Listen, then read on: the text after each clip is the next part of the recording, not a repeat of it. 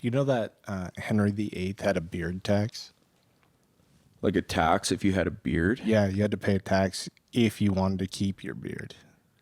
It depended on how you look at it. Like if you wanted to be a beardo, you got to pay. But are we talking about like the metaphysical, like internal beard, or just like if you wanted to have like a wizard's beard? If you, Is it and was it a progressive beard tax where the longer the beard, the more you were taxed? I don't know whether it was, I don't know if there was a scale on it. I do think it was just, yeah, Henry VIII's beard tax was a note that I wrote. Well, if I was ever in a position of political power, that would be one of the first policies that I would implement would be a beard tax. All must be clean shaven. Yeah, I'd send around like beard commissars to like measure people's beards. Yeah, people can only have, it's like North Korean haircuts. You can only have, wait, would you allow some beards? Only for my political allies. If you were in the opposition, I would declare your beard to be unconstitutional. Would it be required to have the beard to be in that circle?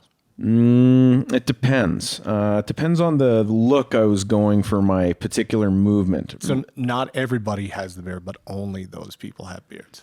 Yeah, like I mean, there would be clearly beard commissars. I'd probably hire some of those like '50s hipsters you see in gastro pubs. I'd probably hire those guys to be like the judges, like the Judge Dreads of beards. It'd be like like Judge Judy and executioner, so they could summarily give you a trial on the spot. Yeah, in respect of your beard. Just fucking hit them with the ticket. Do you? Because I was thinking about that as it applies to like Trudeau's gun ban, like. Are any of your weapons on that list? Have you looked? No, I don't think they are. Yeah. I don't have anything that's semi-automatic. I think your shotgun's on it. Yeah, maybe. I haven't looked. You should look. Well, I eventually I will. But I don't it's like the only people that pisses off are people that were like they're his political enemies. You know what I mean? Like somebody's like, oh, I don't get to have my X gun. They're like, oh, how absurd, you poor, you know, like I don't know. I think that there's probably, you'd be surprised. I bet that there's like a lot of, like old man, like kind of, like Chrétien era liberals that are like, I don't know, just like old lawyers or doctors who like have some old firearms who are like, hey, wait a minute. But it's not enough to change their vote. They're going to take it like every fucking good liberal Canadian. Yeah, I mean, they're going to shave their beard or be taxed. You know what I mean? Like yeah, maybe. Like it's arbitrary. Like that, the entire point of a it's like it's a total gun grab. But I mean, I don't know. I think it's going to get bound up in the courts forever. It's going to be difficult to implement. If Alberta has our own firearms officer, I don't know if it's going to be enforced. We haven't. Did we appoint one yet? I don't know. I'm pretty out of. I know Shandro finally got to like be a man and write a sternly worded letter. Oh, Shandro. Yeah.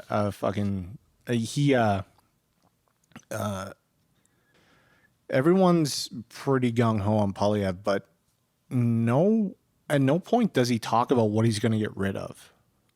Do you know what I mean? He's always talking about like, I'm going to fix this thing and I'm going to stop this other thing. But he never said like, I would go out and vote for him right now over someone else if he said all the shit that Trudeau has passed.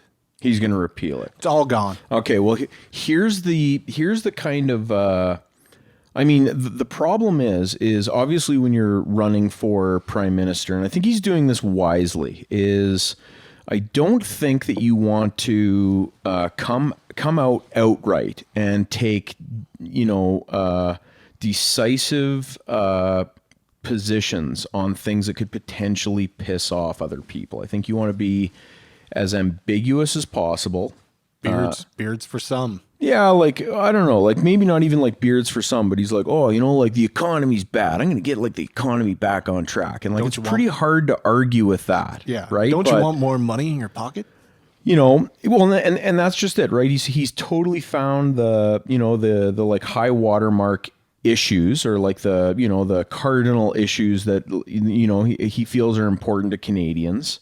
And I don't think he wants to come outright and be like, okay, here's my entire platform. I'm going to get rid of this. I'm going to axe this. I'm going to axe this. I'm going to defund the CBC. I'm going to, repeal the Indian Act, or like I'm going to, reform the Indian Act or something. It needs desperate work. Oh, like, who wants to do it? It's bizarre. And I think that people on all sides of the, political spectrum and people of various ideologies are, I think everyone thinks that it needs to change. What those changes are probably depends on the ideology, but like it's a pretty antiquated piece of legislation. It's brutal, dude. Yeah, it's pretty crazy. But I mean, here's the whole thing: is like, if as soon as Poilievre comes out and takes a position on something that is a hot button issue for Canadians, he could immediately lose votes, and he doesn't have any votes to lose. Yeah. So this could potentially be why he's not taking, a ton of pressers, because I mean, it's if it's a lose-lose scenario, why would you want to get involved, especially when you're in a precarious position? He did get to dunk on it was some CBC reporter. They were like, "Hey, how come you're not doing pressers in the fucking press gallery in the House of Commons?" And he's like, "I'm doing press all the time. What are you talking about?" And he goes, "I'm doing it on my YouTube channel and on my Twitter." Like, no, he said he does it. He goes directly to kind of like, like local. He says, "I do local ethnic news." So basically, I've seen him do like a couple of weird interviews with people I've never seen, but I'm also pretty far like detached from the legacy mainstream like news. No, it's looped around. So like local cable news has become underground in the meta culture, where it's just like, oh, check out this 20-minute like briefer with AVN from the fucking Manitoba branch. And he's doing those interviews? Yeah. Oh, I haven't seen any of those. Does he put them on his like YouTube? Just the zingers. Like it's like it's. Smart. Oh yeah, so I think he's filtering them and clearly tailoring them to what he thinks are gonna kind of work for his, his I guess his whatever his position is. But I mean, here's the whole thing is he's a little bit of a question mark, right? I mean, is he going to get in and is he going to be like, just another Aaron O'Toole, or is he going to come in and be like, oh, I never said I was going to, get rid of all this weird legislation, but goodbye, going to get rid of all of it. Just gets it done. And will this party support him? Like, I think Canada is in desperate need of a serious change, and like not just a change of party, but a complete reform. Like, in the kind of in the spirit of like reform. Preston reform. Preston Manning back in the news because he's the head of the COVID tribunal. Yeah, but he's like turned into like this big like swamp creature himself when he used to be like this grassroots, Western Canadian politician. So like I don't know, it's hard to say. And one thing that I've kind of learned from some kind of peripheral exposure to like politicians and political circles is, you hear about some politician, you're like, oh, I've never heard of that guy. And like, he's involved in this controversy or whatever. But what people don't realize is that, and I could be wrong, but I think that the political circles and the histories of these politicians are a lot deeper, and the circles are a lot smaller than we think. So, like John Smith of like, the conservative MP, for example, maybe he was in, the UCP back in the day, or like maybe he was like involved in Manitoba politics, or maybe he was like a staffer for some like old, like there's a lot of these like deep state career politicians that you've never heard of until they do something. But these are the guys that are, and gals that are running the government, or all the governments at municipal levels, and like look at Rick McIver. He's like a great example, and I don't have any beef with him. He's kind of your classic Yeah, lifelong politician. I think he was in like municipal Calgary politics. He's always been in Alberta. He's like in, provincial politics. I seen him at a local restaurant, and he's got a great mustache, and I don't think he takes any like really crazy positions on anything, and he seems like a pretty reasonable guy. But I don't know. He did shit. He did cut funding for the Green Line, which thank God. Oh, I mean, like, so like every now and again, like some guy pops up and does something that doesn't suck. Yeah. But who knows, like maybe, here's kind of an interesting exercise is like, what do you think is going to happen in the election this spring in Alberta? Like, what do you think? Do you think Notley will take it?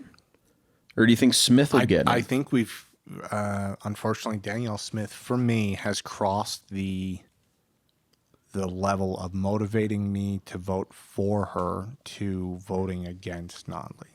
Do you know what I'm saying?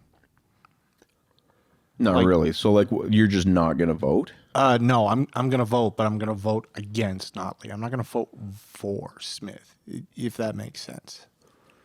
Okay. Well, yeah. So, I mean, let me ask you, like, what has she done that has, like, give me a couple examples of things that have, like, caused you to... be a little shaken. I'd say she seems to have committed some, like, kind of...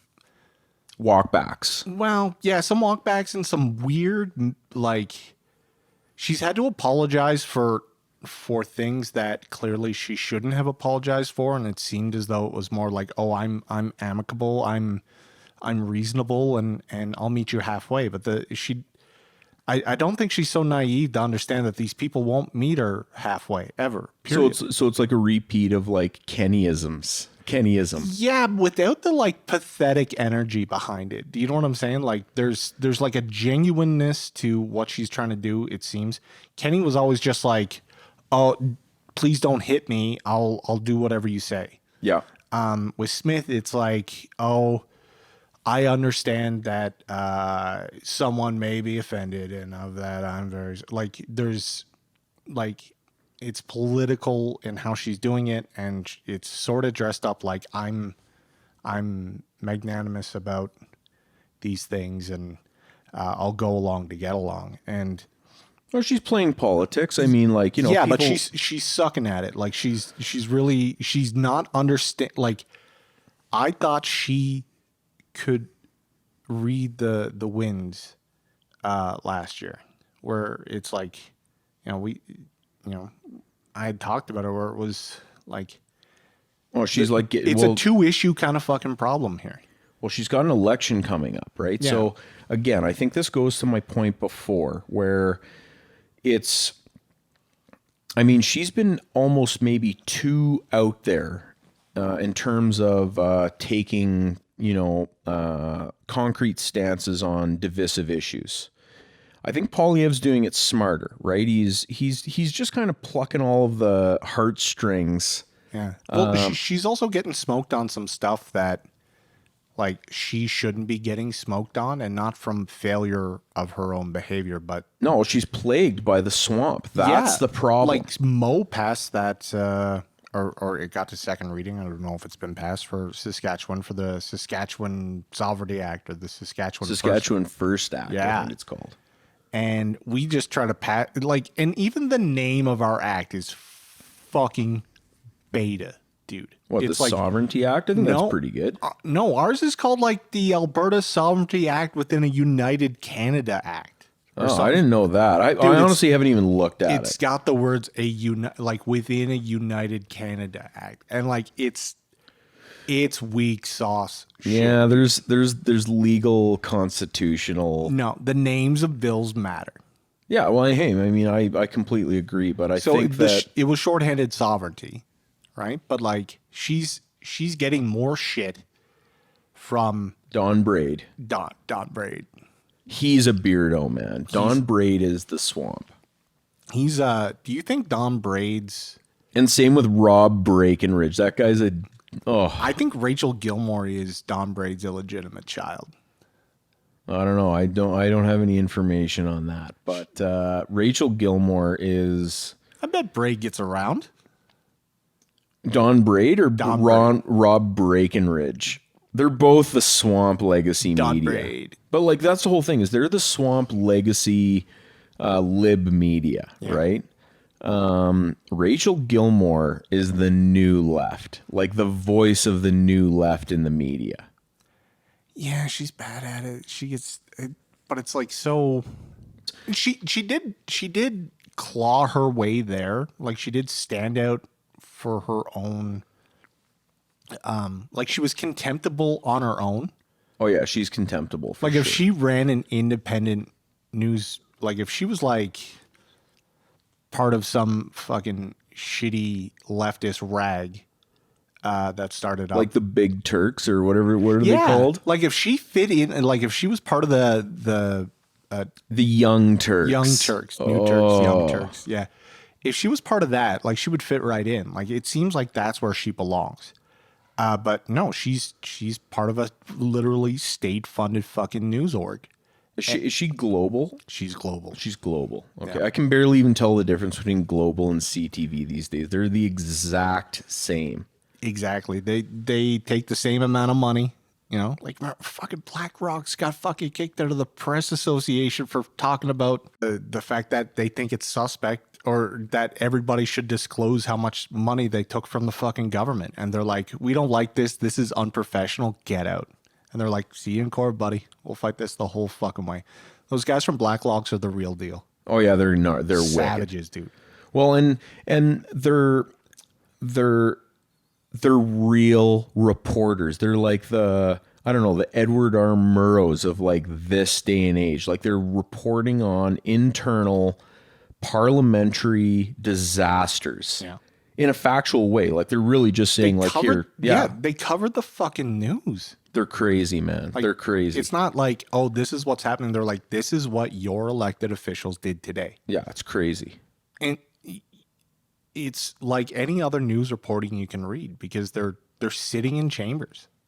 Like they're writing the notes. Like they sit in the benches. I don't know too much about them. Like is it just one guy or no? like... There's 4 main reporters, I think, but like they've all got pedigrees. You know what I mean? Like they're like battle scarred old pros. They're weapons, dude. Like they get it done. And so when you compare that to some like a lot of the other medium, like the way they approach their stories is much more like it's just how business is done. Do you know what I mean? Like, so I guess in a way, maybe we're expecting things from reporters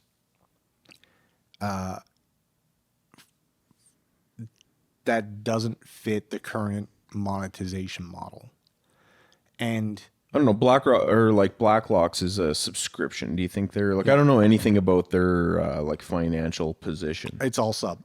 It's all independent. Like I've seen that because I've tried to like access articles and you're like, oh, blocked. You got to like pay. And it's not cheap, isn't it? It's like $20 a month or something. it's not cheap, no, but it's good news. And it's like, I'd rather spend it there than, fucking Western Standard or something. Yeah, and I'd probably, well, I don't know. I tend to agree with you. I don't subscribe. I subscribe to very few news channels. Yeah. But like if you look at, you have a hybrid kind of setup with Rebel. But I think all those people are correct in how they say, like, look, you shouldn't take money from the government and also consider yourself a reporter. Oh, I completely agree. Like the end. Like you just can't do. It's literally it's bias. It's not even like an apprehension of bias. It's like direct, open, notorious bias. So what is it about the reporting profession and being owned by a media company that excludes you from professional responsibilities? They're a class under the law, yet they appear to have no responsibility for that elevated legal status.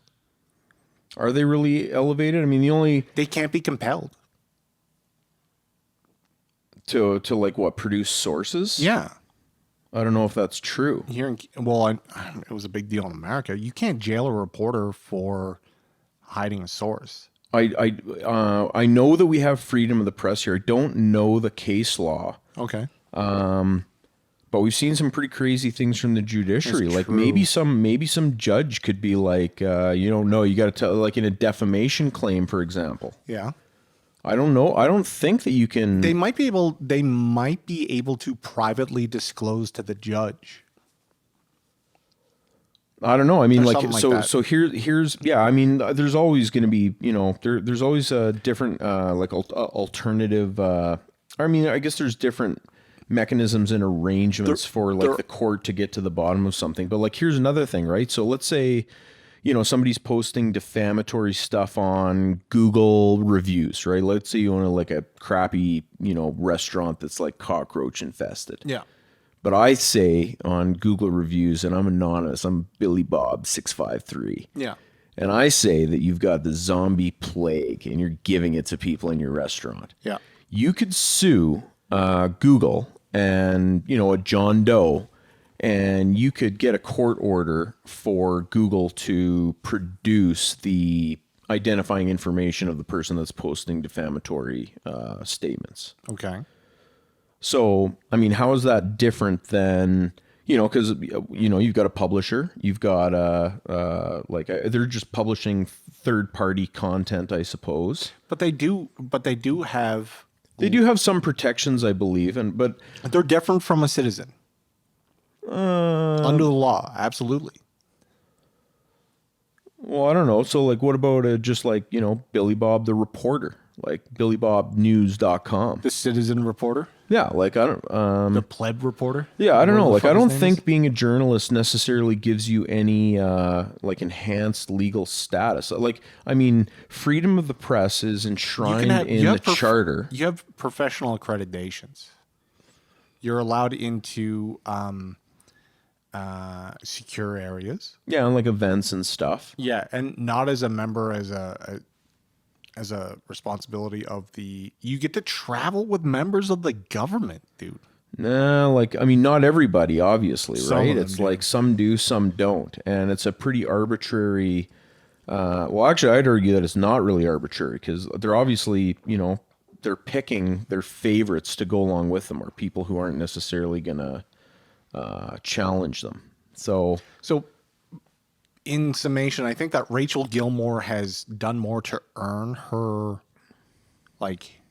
well, she's just entertaining, right? And here's the other thing is that really, and I've heard this, and I don't remember where I heard it, but I was a little disturbed that in most newsrooms, maybe I like read it on Twitter, and it came from some, you know, editor at a legacy, you know, like some kind of like you know, like a leaked statement from some like back room and a legacy media, that this senior editor was just appalled that all of the young journalists and even a lot of the like upper management now, their only concern is online engagement, and they don't really care either way, whether it's favorable or unfavorable. That's the metric. They just care about the metrics, right? So they're like they'll sit around in newsrooms, and again, this might not be true. It's like triple hearsay, right? So who knows? But it sounds pretty believable to me that they just sit around in newsrooms being like, oh, you know, well, this story got X and X amount of impressions. This one didn't. Let's do more of these stories. Yeah.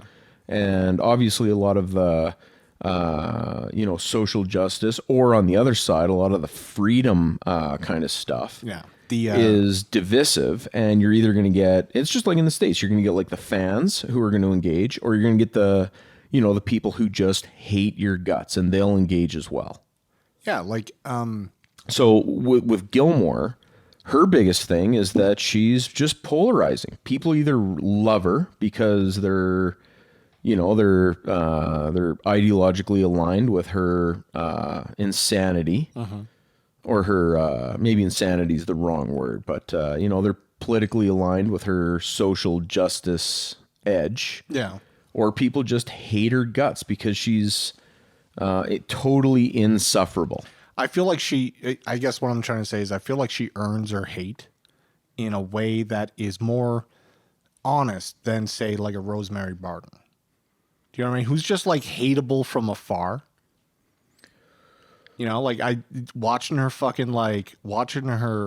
ovaries drop because she's talking to Trudeau and she's like, I'm asking him the hard questions. Like what kind of shampoo do you use? how long's your dick? I think that's inappropriate. Like people need to know this thing. Rosemary, settle down. Like, yeah, like I don't even think that people really hate the messenger so much as they hate the message, and they're getting tired of it. So whether it's Rosemary Barton or I don't know, like, you know, maybe some guy like Ian Hannamansing or something, like isn't he a guy on CBC? yeah, like, but like no one hates that guy. no, I don't know. He's got a great voice. Yeah, he does actually. Amazing. You know, like people don't really hate. They don't. You know, Peter Mansbridge, like he quit. Everyone was like, oh, you know, that sucks. I'm used to you. But he was like one of those, like, you know, the past era journalists who would like report on like wars, and like this was like CBC National used to be a reliable, or at least semi-reliable source of factual information about global events, and now they are, at least in my assessment, just a propaganda wing for the radical left. Well, they line up, but the whole problem is once that trust is gone, just like in any institution, like when it's gone, it's gone. And so, you can pick and choose. Like, you know, I can sit here and be like, "Yo, Black Box is the shit." Like, go ahead. That, you know. But at some point, if they do anything wrong, oh yeah, trust is fleeting. it's gone. So like these large institutions, like if one department, like kind of like there might be some people doing good work there, but I'll never know. And the CBC is massive, dude. Yeah, massive. It costs a lot. That's all I know. But here's the whole thing: is like, you know, I mean, there's state journalists, right? But Yeah. I mean, every now and again, I'm sure there's like, you know, when they report on, you know, like for example, like on the CBC Eye Opener. I don't know if that's still like a thing on the radio. I'm sure it is. Yeah. I'll bet they do, you know, the weather and like traffic, and you know, it's pretty hard to put up, like, you know, I haven't heard them blame traffic jams on climate change yet. But, you know, I don't know if you can necessarily say like, oh, CBC is, you know, the propaganda, state journalism, the whole thing has to go. Yeah. I don't know. I'd like, Do you think that the Canadian mind can handle that? no. No. It's just like the Canadian content laws, right? Where they're like, no, we got to have like 30% Canadian content, even if the Canadian content is the worst stuff ever. Have you been staying up on Geist, Michael Geist? No, he's constantly going off because our world is going to hell. So yeah, the C11 stuff and the like YouTube is, you know, it's serious when like YouTube sends you emails. Yeah, it's pretty crazy. You know what your you know what your prime minister's up to? Well, like, I mean, but think about this from the perspective of someone who's been on the internet since its inception, right? Is how have they ever been able to stop what's on the internet? Like, you can't, man. The cat is out of the bag. Different. The normies have fucking showed up, and it's a different internet. You know it. I know it. There's a reason why I hang out on, you know, the Mongolian basket weaving forums, because it's true internet. So the part where what shows up in your YouTube feed, that's big. No, I know, but it's still like just normies, right? Like, let's say you just want to, you know, but normies are what give you Nickelback, dude. It's not to say that, you know, yes, they have a perfected algorithm of progression, of timing, of frequency band. Like everything is in the science, like is scienced up. But is Nickelback scientifically the best music ever? Yeah. Somebody ran their music through an algorithm. And they're like, this lines up with every fucking chart-topping pop song ever. Period. Like, you could say that about a lot of pop music, though, right? Like, people are writing 3-minute songs. They got like, you know, 2 verses, 3 choruses and a bridge. Yeah. Yeah, people have been doing that for, I don't know, 100 years or something. Yeah, but when it comes to say like the progression, they're like, oh, they do a 1-4-5 Beato, like. Yeah. Well, I mean, here's the whole thing is like, okay, so let's say like YouTube is suddenly like, okay, you're only going to see Nickelback videos and stuff from the CBC. You're only going to see Canadian Nickelback. It's even worse, dude.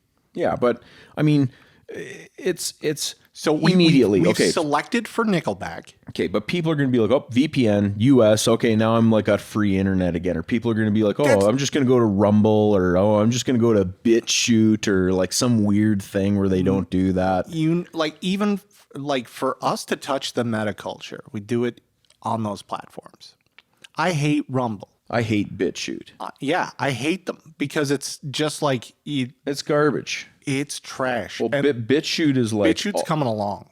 Is it? I just feel like, you know, if it's on BitChute, it's kind of it's because you got banned off of YouTube, dude. Like you're fucking crazy.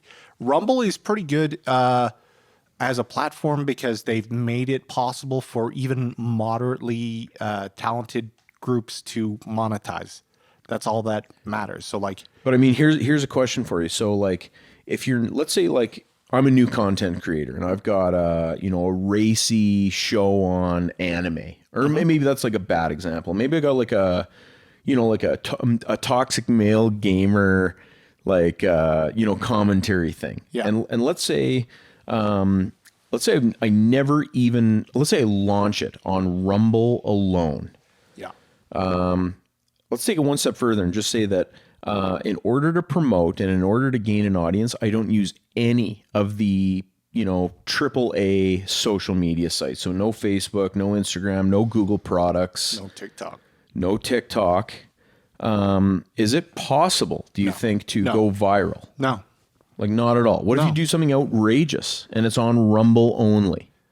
Then it would be reported on those AAA sites. You're still exploiting them. Do you know what I'm saying? Like just because you didn't do it doesn't mean that. Totally agree. That's how it becomes. Like no one stumbles across a viral thing on Rumble. Okay, so do you think that stays on Rumble? Do you think that like it's really weird because like in Canada we don't have like the same antitrust laws that they do in the States, at least to my knowledge. And antitrust laws originally, at least, and I may be talking out of my space here. They just put a halt on that merger. Wasn't there a Microsoft one? It was like Activision, Blizzard, and yeah. So they're trying to squash that one because everybody else is like, oh, you can't do this. So that's Activision and Microsoft, is that right? Blizzard is not involved, or Blizzard is owned by Activision. Gotcha. Okay, didn't know that. Yeah. So Microsoft wants to acquire Activision. Okay. Well, Activision is just a publisher. They don't actually. I think this gets to the deeper theory and issue with the principle of a corporate monopoly, right? Like a privately owned, or I guess maybe even like a publicly owned corporation. But I don't think that you could say that, YouTube and Apple and, Google and even like Tesla, that these are necessarily corporations that haven't taken advantage of coercive government regulation to get to where they are. So does a democratic state owe it to its people to protect its culture?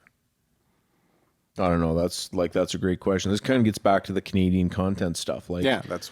I don't know. Like, do you just want to watch like Road to Avonlea for the rest of your life? Dude, that's the problem is what bubbles up from the Canadian fucking milieu is let me trash. Yeah, dude. let me give you one of the biggest issues. So I've got, some involvement with and on the periphery again because I just don't care and frankly I've kind of done my own thing, but the Canadian music industry. Yeah. So, things like the Junos and things like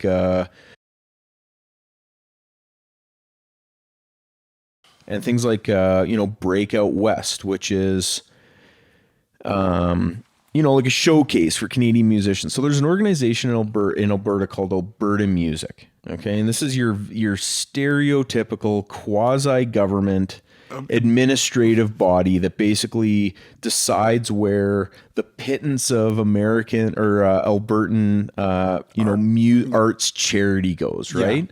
Now I also know some graphic artists and some visual artists that are like, and not in the digital sense, but like, artists that actually like make art and put them in galleries. Yeah.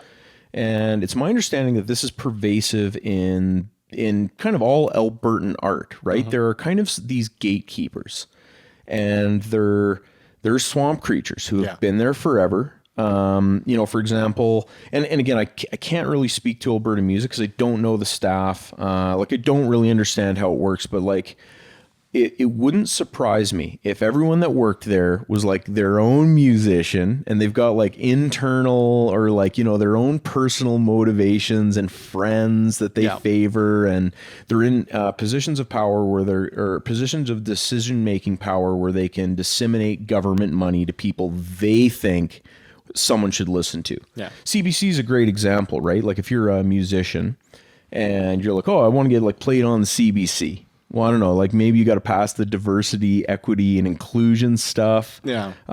Maybe not. Like, I don't know, maybe if you're like Aboriginal, you get like a leg up as opposed to if you're just like a cis white male or like, I don't know, like whatever, right? I think it's just like on sentencing, it's taken into consideration. Totally it is.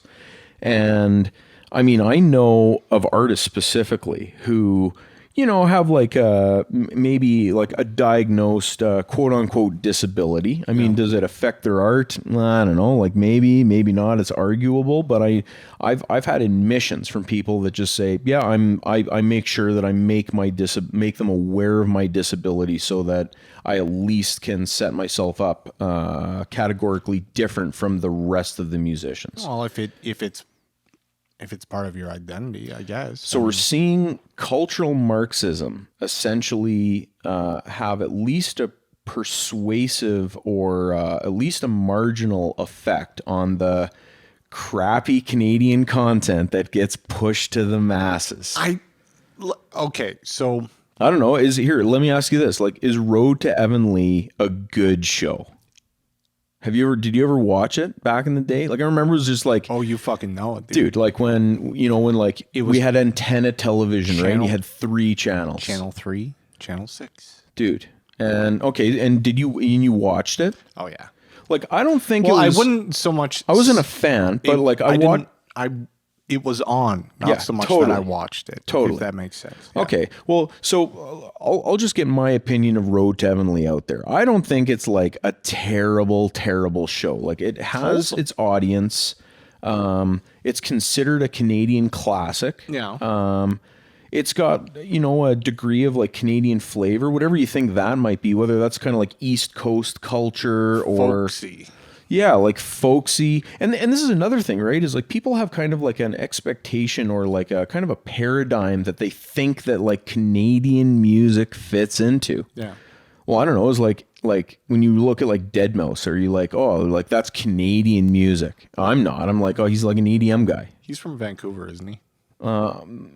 He might be. He lives in Ontario. He's definitely Canadian. Like, I think he used to be an IT guy. Okay. He's got kind of an interesting story, and I actually think he's. I mean, like I think he's a talented producer. He's clearly done something right because he's made it big. Yeah. He hustles. He's got talent. Oh, he hustles. He's also like kind of weird. He's not your stereotypical like has a Brad Pitt rock sure. star. He's like he's a weird IT guy. Yeah. That got into making music at maybe the right place in the right time, and he's got a knack for slapping together tracks, and he made a thing, and it's a big thing. But I don't look at him and go, oh, that's distinct Canadian flavor. Whereas, like Celine Dion. Yeah. Or I don't know, Michael Bublé. Or like I'm trying to think of more like what I think Nickelback is like what I think is the worst Canadian band ever is the Tragically Hit. I fucking hate them. Anytime they come, like I only hear them on the radio, and every time it happens, I fucking change it. See, there's a couple tunes that I dig. Every goddamn Canadian has the same fucking thing. They won't take the stance. If it hadn't been rammed down, it's like Kim Mitchell, dude. Like if it hadn't been rammed down your fucking throat because of Cancon, you would never listen. I to don't these. think You it would was never ever seek no, these guys because out. here's another thing is like the tragically hip songs that were like that got mad spins and were pushed by Canadian content. Yeah. I was never really into that stuff. Yeah, I want to. Anytime I hear a hit by a century, I want to fucking kill myself, dude. I hate it. I hate that fucking song. I actually that track Music at Work I think is a fucking genius pop tune, man. It genius. sounds like it was written by REM, dude. To be honest, to me. Well, I mean, it's a product of that era. I mean, Yeah. there's a million things that sound like REM from like that kind of late mid '90s, late '90s kind of. The Music at Work is not a bad track. Yeah, like I'm not a fan. I wouldn't go out of my way to be like, oh, I hate the Tragically Hip. I do not listen to them. If you gave me tickets, I'd give them away Here, if they were still touring. I mean, I'm as a lyricist, whatever the singer's name. Like here, this is how little I know. Is it Gord Downey or something like that? Like as a lyricist, he's incredible. I think he's fantastic, and like for a rock band doing the thing that they do, I think they're good at it. As a musician myself, there's very few. I'm not usually willing to sit down and be like, man, I hate that artists. I think it's imperative. I don't know. Like You know what I listen to. Oh yeah, of course. I listen to everything. Oh, of course. Dude, I listen to 8-bit. I listen to black metal. Yeah, Dude, I get it. The gamut. See, I do not listen to black metal. Yeah. I because you don't get it. It's fine. I mean, I get it. I think I get all music. I don't think you get it, or else you'd fucking love it. I disagree. No one gets black metal and doesn't like it. It just, I don't vibe with black metal. It's the same way, like, so here's like polka. Like, okay, like no one really listens to that anymore. Is that because they don't get it? Or just because it doesn't like stroke them? But here's another thing is I don't like listen to a black metal album and I'm not oh, that's awful. Do you consider Go-Go Bordella polka? No, there aren't they like weird, like Romanian, like folk or something? I don't know, dude. When you throw an accordion in there and call it folk, I might call it polka. Maybe there's some polka elements in there. I don't know. They're cool. Maybe polka is purely down to the signature. I have an appreciation for all music. Okay. So here's another thing. If you took like a recorder and you just went out to like, I don't know, 17th Avenue in Calgary and just like recorded an hour and released that as a song, and you're like the 17th Ave sound master or something. 17th Ave band. I don't know. Like it's, let me tell you just a quick little story. So, you know, as a musician, I feel like I understand the medium of audio. Now, I don't know, for whatever reason, I've never understood, and I have absolutely no talent for visual art, like sculptures, paintings, you know, like art galleries. I get gigs, I get shows, I get studios, I get the allure of like great music and like, you know, audio and space and sound. I don't understand visual art. And one of my good friends is a sculptor, and he's, you know, he's, his work is unique, and I don't understand it, but it's not so much that I don't understand his work, it's that I don't really understand art. Like I get music, you know what I mean? Have you looked at any of his work? Of course. Does it evoke anything? So this is the whole thing, is I've purchased some of his art. Yeah. And one of the questions is, you know, I kind of asked him, I was like, you know, like I don't understand art. Like, you know, and for example, you know, your particular art, like what are you trying to convey? Because I'm kind of curious. Like I know that it evokes a feeling in me, and like, you know, I kind of look at it and I kind of it makes me think of you know, it makes me think of certain concepts. Yeah. Right. Like I get this vibe from it. Like this weird kind of like techno prehistoric, like it's really weird, and they all invoke the same kind of feeling in me. And I'm like, what are you, you know, like what's your point? What are you trying to do? Yeah. And he just turned around and said, what do you feel when you look at it? You know? And I was like, oh, you know, I kind of get this like prehistoric techno kind of vibe of like, you know, bird of prey. Like I get all these like kind of ideas that spring to mind that it evokes. And he's like, that's what I'm trying to do. And I'm like, do you have an intention? And he's like, my intention when I'm making this stuff doesn't matter. It's your reaction to it that matters. And he's like, some people are going to like it. Some people are not going to like it. I just make it. Yeah. And it is, like you said, it's about evoking that reaction. Yeah. So, And this is weird because, again, like, as a musician, like making music, like I have an intent when I'm making music. but would you say that it is better for the artist's psyche and ego to have hate rather than indifference? I don't know. Like, Nothing to me is more contemptible than indifference to art. oh, I don't think that he's indifferent to the art. No. I'm talking about the reaction to it. I'm saying if I like, so imagine just like cutting a track. Yeah. Okay. Fucking hours. Okay. Okay. Not going through the motions. You're putting little secret things in there. And some guys just like, meh. Yeah. It's okay, I guess. I mean, under the right circumstances, I'd probably put it on, maybe. I don't know. Like, as it a came musician, I get that all the time. Here's the whole thing is the default position of your listening or your receptive audience is indifference, period. Yeah. I mean, let's say you're a musician and you got 100 followers on Spotify. But you used a crucial word there, receptive audience. Yeah. So the default position is that people do not care. Yeah. And as a musician, I mean, and again, it's hard to discuss this without putting kind of a personal perspective into the special sauce, right? Yeah, there's nothing wrong with it. I'm asking you. But and you and I actually both know a couple of musicians who claim to not care whether anyone's listening to their music. It's for them, it's all about the process. Yeah. The process.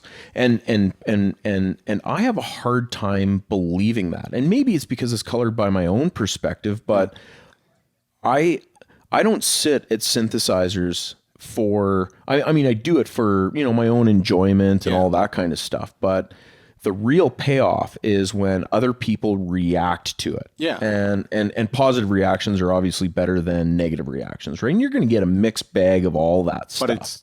But both are better than no reaction. Oh, totally. Yeah. So I do, to circle this back, I do artists the favor of hating their music. Yeah, I mean, I have enough respect for them to say I hate their shit. but I don't think you have to be necessarily polarized, right? So like just going back to like Tragically Hip and substitute that for whoever, right? Look, I mean, I cop to the fact that some of their tracks are good, but I hate that band. I hate okay. that band. Yeah, and I mean that's what's like amazing about I suppose about art, right? Is like you can see some, like the big circle up in Calgary, like that public piece of art. Okay, so our buddy Jay, I had a fucking 2-hour long argument with him about The circle. the worst public art. Oh my god. Well, there's a lot of them though. Because the indigenous graveyard one, like spike rock thingy that caused the toothpicks caused public art to be completely changed in Calgary because it was so bad and people hated it so much. But that was years after the Hoop. And so he's from Edmonton and he's like, no, you don't understand. The Hoop, at least it's kind of weird. It's super big. What's up with that fucking Hoop? That's weird. It's got a light pole in it. The common defense, let's just preface this whole discussion by saying that the common defense, and I hear this time and time again, right? From anyone who is like, not even defending it, but maybe just trying to rationalize the expenditure of public money by saying that, like when people are like, oh, like the Hoop or whatever. And like, I don't love the Hoop. I don't hate the Hoop. I'm not into spending, $250,000 on that sort of stuff. I think it's not within the sphere of government to be like determining what art is. I mean, but there's public space and, I'd rather have something look cool than corporations do it all the time. Yeah, but that's different. But corporations are different than using the public purse on public property, right? This is kind of the tragedy of the commons. The consumption of space for the purpose of aesthetics is not necessarily is understood by the state to be of value. Okay, well, I mean, here's the whole thing: is I would rather live in a weird, like, eclectic environment than live in like a Soviet era bomb shelter that is devoid of any character. But right? if that Soviet block had a blue hoop every block, Dude, like, I don't know, like, and this is the whole thing: is maybe I'm not in a position to take a position on this, but Yeah. so whenever I've discussed the hoop, usually the common thing that I get from people is they're like, aha, they're like, eureka. You're talking about the hoop. That's the point of the hoop, is that Yeah. it's causing a reaction. And but I think if the hoop, the reaction is not unless it's a statement on public art, where they go like, I'm going to charge $100,000 and be from Germany. First of all, I'm not even an Albertan. I'm not even a Calgarian. I'm not even a fucking Canadian. Okay, and your government, your municipal government, is going to pay me $100,000 for a giant blue hoop. And I'm going to say it's about framing the vista and a bunch of other nonsense. And it's so clever. I'm so fucking, this is actually secretly a statement on public art. I don't think that it is. Now, if the person told me that, fucking bravo. You got me. well, here, I mean, you hit on something that's actually like pretty funny. Like, what if it was just a big, like, taking the piss out of Calgary and our stupid public arts Yeah, program? it's the monorail of public art. Totally. That's actually pretty clever. But who knows if that's even the case, right? Like We're ascribing too much I would take a wager. I would take a wager for sure. To be honest with you, if that was the true underlying story behind that piece, Genius. that is genius. And Yeah. that is worth 250 grand or whatever. I really think that. So- but again, this is all subjective, right? Someone else might be like, oh, I just wanted, like, a couple cows on 4th Street to, like, like, harken back to, like, the cow days of Calgary. Remember Like, cows? I want something that's, like, visceral, some visceral, understandable art. Yeah. I mean, I think this is the problem with just governments getting into art. And there's a difference between, like, planting some trees in the park. Just like the music, just like there's a board. Dude, and this is again where this, like, centralized, weird swamp decision-making body, I don't know, like, Do you think it's meant? You know what I think? I think it's more likely intentionally meant to demoralize people than it is to make a statement on. okay, well, on listen how to this. shitty public art I is. know dozens of Calgary musicians, and I'm, like, not even joking, or Albertan musicians who have gotten oodles of money from various grants, like, not necessarily Alberta music, but, like, maybe factor grants or, like, radio station grants or, like, various kinds of grants, and have gone absolutely nowhere. Yeah. And the criteria for selecting them for the grants, I mean, some of it, like, seems like it was, like, sort of calculated, some of it wasn't. Yeah. But this is the the general issue with the promotion of Canadian content, because really you've got these these committees and these boards collectively getting together and being like, well, I think, like, Canadian music is best represented by like the Tragically Hip. We should promote that. And like that becomes the Canadian identity. And I actually think it's pretty horrible because it doesn't adequately reflect I mean, there's a million Canadian musicians that, have never been to the Junos and have never played Breakout West, and, like, I'm just picking on Breakout West, but there's a million of these showcases who have, probably tens or hundreds of thousands of monthly listeners on Spotify, and you'll never hear about them because they're big in Europe or something. Yeah. Or, I don't know. Like, I mean, did you go to Jazz Fest ever here? no, but that's like a big thing. Or and do I you go can to Folk Fest or anything? No, I don't go to any of that stuff. The Folk Fest is kind of whack, but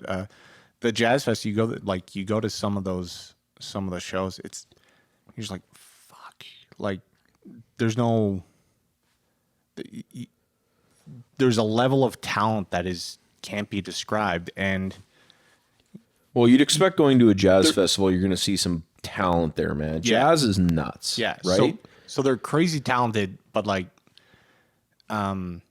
and most of them, a lot of them are Canadian, and you're just like, oh, this is just like a part-time thing for you. Yeah, but nobody's ever heard of these guys, no right? one And fucking no one on cares. CBC is going to be like, oh, next up it's the like Calgary Jazz Trio that like Yeah, you might run into them on the AM band late at night. Yeah, but I mean, like, this is the whole thing is like radios, like, is Cancon even an appropriate, framework for, the distribution of arts, which has changed radically. But every year it changes. But we did just say that there's AAA social media and there's AAA media channels. Are there AAA Canadian musicians? Like, this is what we're talking about, right? Is like some committee I'm just getting saying together that Canada selects for shitty musicians. Yeah. Predominantly, it seems to be that way. Based on my taste. Now, granted, and this Nickelback fucking fills up stadiums, and. Well, so let me just introduce this into the mix as well, because I think this is kind of important. So like back in the day when radio was the thing and like stations were reporting to Billboard and all that sort of stuff. Payola scenario. Well, no. We're not even talking about payola. So like, let's say I'm some radio station, right? Most of the radio stations get their hits from, labels, and there's a relationship with program directors. That's like traditionally how all this stuff would work. Now let's say I'm, like rock, like 91 FM, like, Edmonton or something, like just some random rock reporting station. Well, I'm going to play what's popular. So like, let's say it's the 90s. I'm going to play some like Nirvana, and I'm going to play like, like whatever's like prevalent at the time, Smashing Pumpkins or like I whatever. thought they just played whatever they were allowed to play. Well, they are. But here's the other thing, right? Is so now let's say a regulatory body comes in, they're like, okay, you got to play, 30% Canadian content. And like there's this thing called like the MPLA, which is like a little logo that you put on if you're actually designated Canadian content. And the criteria is much more complicated than you might think. It's not just like, it's a Canadian band from Calgary. It's like, it has to be like 50% written by Canadians. It's got to be like 25% recorded. Like and that's not accurate. It's something, but there's a deep algorithm for what qualifies as Canadian content. Okay. So let's say now this rock station, someone's like, okay, you got to play 33% Canadian content. Are they going to go out and try to find like some up and coming, like weird indie band? Or are they just going to go, okay, like Justin Bieber's big, he's Canadian, like he fits the criteria. Yeah, done. Done. Tragically Hip. Okay. Next, They're already, and like Nickelback. So they're just going to look through the already established list of bands that they would probably play anyway because they've got enough credibility. They'll just play them more? They'll just play them more, right? Yeah. So, and here's another thing is, and I might be incorrect, but I think this is the case. So like, let's say, it's a pop station. Most pop stuff comes from the States. Like that's just kind of how it is.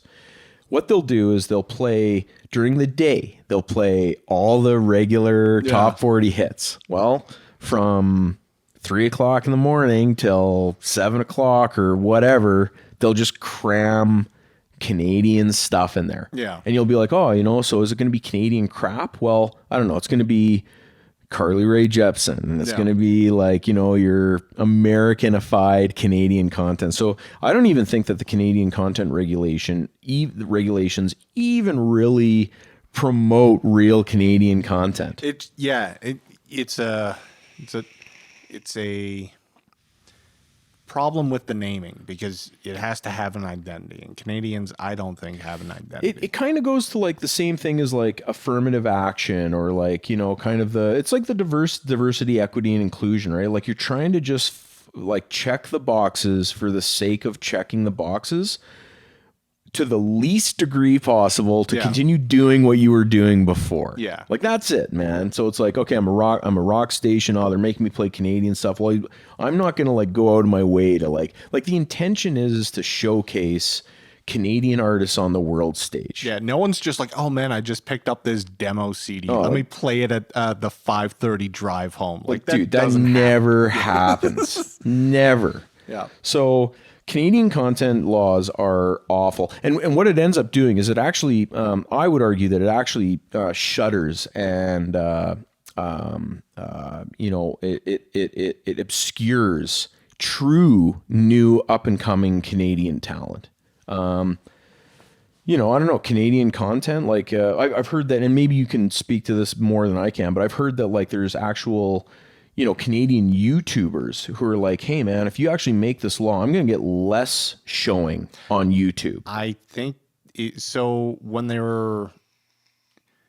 didn't have they had a bit of discussion in the House of Commons, and the consultation with the public, I think it was JJ McCullough that showed up there. Nice Canadian lad from Vancouver, little conservative. I already follow him. I already watch him. I think he's pretty talented. And he's got a good sense of being able to describe something that's indescribable, which is Canadiana. Like, how do you describe it? So, Well, I guess that's enough, and we can get back to this. But like, what is Canadiana, right? Is it Deadmau5? Is it Celine Dion? Is it like hour-long podcasts about dog sled races? Like, what is it? His closest definition to it was something that honors the crown, but that honors the crown and tradition, but is vehemently anti-American. Well, that's bizarre. Yeah. I mean, like, I get it. Like, and here's the whole thing: is even what is Canadian culture seems to be fairly subjective. Let me tell you another story. When I was in the UK for a long period of time, I hung out with a whole bunch of local English and Welsh lads. Some lads. Right? Yeah, just some lads. Proper lads. And, I'm from Calgary. And they're like, oh man, have you heard of this Calgarian rapper? Like, he's awesome. Yeah. Right? He's like, and they don't even they're not even like, oh, he's a Calgarian rapper. They just kind of happen to know that he was from Calgary. Yeah. But to them, he was a cool foreign Canadian hip hop guy that was like underground, and like he had a shtick for being not mainstream, right? So they're like, oh, have you heard of this guy? He's really cool. And I've heard of him, and he's not a big thing over here, but to them, there's a novelty, and he's not bad. Like, and I'm not going to name him or whatever. Yeah. He's fairly established, and I actually think he's pretty good at what he does. He had a kind of a cool viral video and stuff that I thought was like pretty interesting. But to these guys, they're like, man, this is like awesome, like foreign Canadian hip hop, man. This is the real deal. It's funny because we also have Tom McDonald. He's Canadian. Like, I would have thought he was American. Yeah, no, he's Canadian apparently. Yeah, like this is, and does he live in the States though? He probably does now. Like, that's the whole thing, is like he's massive. So no, that he's made it. Yeah, so like, well, here's the whole thing: is Justin Bieber Canadian music, or is he's from Florida? Yeah, but here's the whole thing: is the guy that the rapper that these UK lads were like, man, this guy is like an awesome Canadian rap artist, or whatever. He eats at McDonald's, and he takes the bus, and he's from Calgary. And he raps about the monotony of living in Calgary. Yeah. And to me, I'm like, dude, you're and he's okay, but I'm like, you're just like me. You're a hurt, Calgarian musician. Yeah. It makes me think of Jean Lajoie. He ended up getting. Dude, he's cool though. Yeah. Yeah, right? But then he got a TV. He was in The League, or whatever the fuck that show was. He was on a TV show, comedy show. It was pretty good. I kind of stopped following. It was about a bunch of dudes in a fantasy football league. Yeah. So, but this is the craziest thing, right? Is so they're like, oh, we got to promote Canadian content. Well, how do you? Yeah. I don't know. Okay, what's the criteria? What's the purpose? Like, why are we promoting Canadian content? Like, So I throw that out the window, and let's just look at the bare, what does this mean, and how do they do it? So what it means is that a government entity has taken it upon itself to tell distribution platforms how it must select what it recommends to its users based on the nationality of the user and the content. Yeah, so that's crazy. fucking insane. That's dude. crazy. So some guy in some shithole fucking country tells me Alphabet? Oh, is it some other country? I thought it was just in Canada. Like, so. No, it's so, but they're owned by, so like YouTube's owned by Google, owned by Alphabet. Yeah. So these guys who have taken over the fucking world, okay? Like, Yeah, well, that's basically what it is. It's the government stepping in and being like, "Hey, YouTube, if this user is a Canadian, here's some stuff we've deemed to be Canadian. You must promote this in your algorithm." yeah. And first thing I do, VPN, baby. Yeah. That's gonna come to an end, man.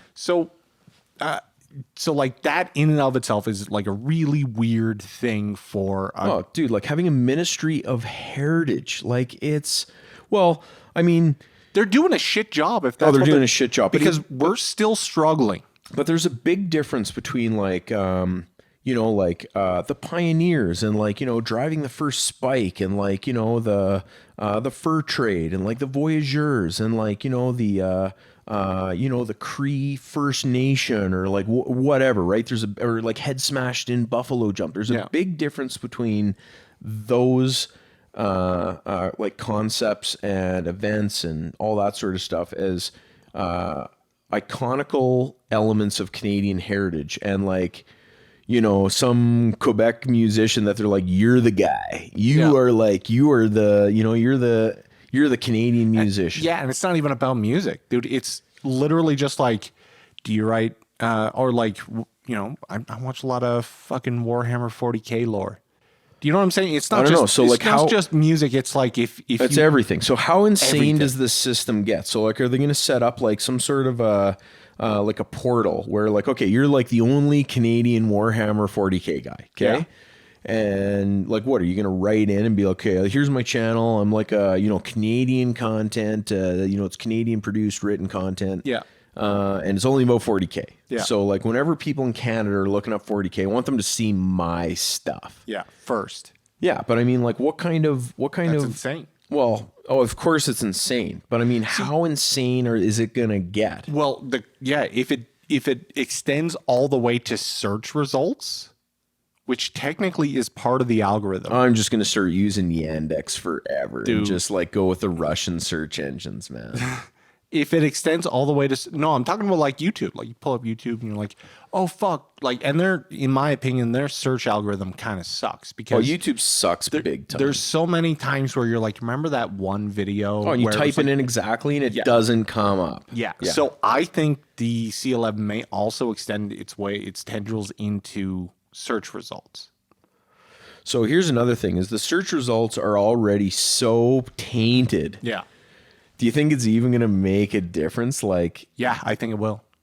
I think if you have a law that they're already horrible. A law that requires you to overly weight and show content not based on the search criteria, but loosely associated with the search criteria and returned specifically due to nationality of the searcher and the content producer is fucking insane. Yeah, that's crazy.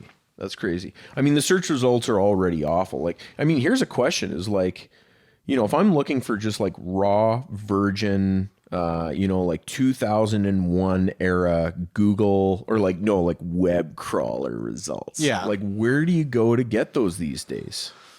Like even DuckDuckGo is like, it's like a Google clone basically. Kind of weird. We'll see what happens with Brave. Brave is now doing its own search thing. Brave is pretty cool, but I mean, here's the whole thing: is the taint will seep in. I think like DuckDuckGo used to be pretty. I used to use Metacrawler. Dude, I used to use Metacrawler back in the day because it literally just went through all of them, right? So it'd give you Yahoo, Lycos was that one. Yeah, I think we should rebel and just start using Bing. I don't know. Like, it sucks. Dude, I've always hated Bing, but like, here's the whole thing. Why not? Like, yeah, just dive in. And just go and like start like delete Chrome and just go Microsoft Edge hardcore. Bing all day, dude. Use it to search the internet and your desktop. Oh yeah. I love that. Don't even open a browser. Just do the search right from the start. Just give Bill Gates a direct VPN right to your brain. Yeah. I've honestly never used Bing. Like since I've done it accidentally and been disappointed every time. okay, well that's not surprising. Do you think okay, here's a question. Do you think somewhere out there's like a guy like Lord Nikon that just uses Bing for I think he everything? still has MSN as his homepage, and he's just like, oh wow, look at that. Like MSN articles are the fucking trashest. Are like MSNBC or whatever? no, it's MSN. Microsoft News Network, MSN.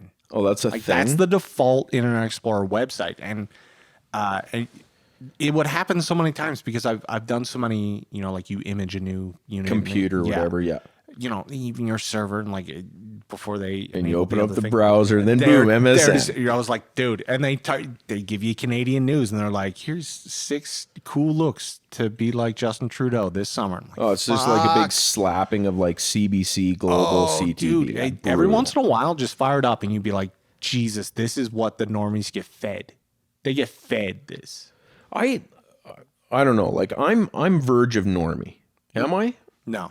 I'm based. Yeah. Okay. Yeah. Okay. Well, No, you're on your way to like you're past lad status. Okay. Not quite based. not quite based. I'm not even based, dude. Oh, is that so? Being based is the extreme hardcoreness of awesome. You gotta suffer to be based, dude. Like you Oh, gotta crazy. You gotta say some like. It's also become a sarcastic response to things that are like like insane. Like Kanye West, he's like comes out and he's just like, man, I fucking love Hitler, and everyone's like, oh shit, based. He's like, I was like, god damn, Kanye, like you're putting your money where your mouth is. Here we go. yeah, like, look, that's a couple $1 billion. Is anyone else gonna fucking do this? No. Based. So it became ironic Gotcha. Okay. to the point where he started losing millions of dollars and did not tap. He didn't tap, dude. He doubled down. He started pulling up 4chan graphs of fucking Jewish, like the Jewish owners of corporations in interviews, like holding up the graph. And he's like, all the red ones are Jews. Like, Oh, I think I read about that or holy something. fuck, dude. Like, you're going in. Like, dude. But based is understanding the Hydra power level. Do you know what I'm saying? Like Elon Musk is dangerously close to based. Yeah. Okay, that makes sense to me. Dangerously close. Yeah. And he's edging that, like he's always done that. And I think I know the moment he snapped. What's that? When somebody was like, they were like, oh, blah, blah, blah, media. And Elon Musk replied and he goes, who do you think runs the media? And everyone freaked the fuck out. They started calling him anti-Semite. And they're like, oh man, why do you hate Jewish people? And he's like, the fuck are you talking about? Millionaires run the media. And they were like, I don't think that's a walk back. Like, I mean, it No, could no, just no, be it just wasn't a like walk- a statement. it just wasn't a being walk like, back. hey man, That's- who do you think runs the media? And it's Yeah. like, I mean, that could mean anything. Like, oh, these Exactly, multinational conglomerates. but everyone, they started calling, all of a sudden the tide turned on fucking Musk. Because, oh, he might be an anti-Semite. It was a dog whistle. oh yeah, When he meant specifically, apparently, and I don't, like millionaires or whatever, Yeah. like Bloomberg or like whoever. he's like, dude, this elite group of very rich people who have interested in staying rich tend to do this. But yeah, I think that's one that broke him, dude. I think that's one he broke. well, okay, so we're on this like MSNBC, and so it's feeding normies all this crap. Here's another thing though, is like maybe I'm out of touch because I'm, maybe it's because I'm not necessarily a normie, but like I look around at like, my relatively, moderate sized group of like, friends and colleagues and affiliates and all that sort of stuff. And I look around and go, I don't know. I don't know really that many people. I obviously know a couple that are just like, oh, I watch CTV every night. I still watch the 6:30 news, but don't know that many. Even the people that I'm like, you are a normie. You're the definition of a normie. They're still like, oh, you hear what like Ezra Levant said yesterday? Yeah. And you're like, okay, like, I don't know. It's It happened to my buddy. He Okay. He was at like a party, work party. Yeah. And this Polish gal that he knows was just like, oh, Shapiro. She was like, oh, did you see what Ben Shapiro said? And he's like, shut the fuck up. Don't, like, you're gonna, like, he works in a office environment that regularly has Like ESG to the max. has language rules. Do you know what I'm saying? Okay, yeah. And he's like, don't you ever fucking say, like, look, hide your power level. Don't ever say that fucking name. And I was like, dude, do you understand you've made a boogeyman out of the most milquetoast fucking, like, Oh, God. wanker, like, you know, like, oh, way to take a strong stance, Ben Shapiro. Yeah, no, I know exactly what you're talking about. So would you fit like Jordan Peterson into the same category as Ben Shapiro? I wouldn't. No. I think he's hardcore, Peterson's man. a little more fucking base, dude, for sure. So is James Lindsay even more base than by Peterson? a factor. Yeah. By a factor, dude. Okay. Lindsay hasn't even crested. He's not selling out fucking Like stadiums and stuff. Yeah. That which is based to a normie Yeah. is fucking Far from base to somebody who is getting close to based. Yeah. It's a sliding progressive scale. Yeah, definitely. So like, And there's a subjective, I guess. Yeah, I don't know. I guess so. yeah. I don't know. I think Lindsay should be, someone should be keeping an eye on that guy, making sure he's fed and watered. You know what I mean? Like, Oh, big time. Yeah, he's doing good work. yeah. He's doing the rigorous academic work of systematically and theoretically and intellectually dismantling the smoke screen that is the radical left. Like, And like not just radical, not just like the radical like left political movement, but No. the philosophical constructs. like, have you ever run into anyone that has admitted to like reading 4chan? Oh yeah, like a ton of people. Yeah. Yeah. Like, Yeah, but I mean there like a lot of them are like within my circle, so it's not really have you run into, well, like other like people that aren't people that you would consider a normie? no. I had it happen to me. Okay, so describe it. for me. So I was at a thing, at a shindig, and it was a gal who I used to work with, and she was somehow stumbled into 4chan from green text stories. So like I think there's like a subreddit for green text. So like a green text will show up if you hit a greater than symbol, like an indent symbol, right? And it'll highlight it green.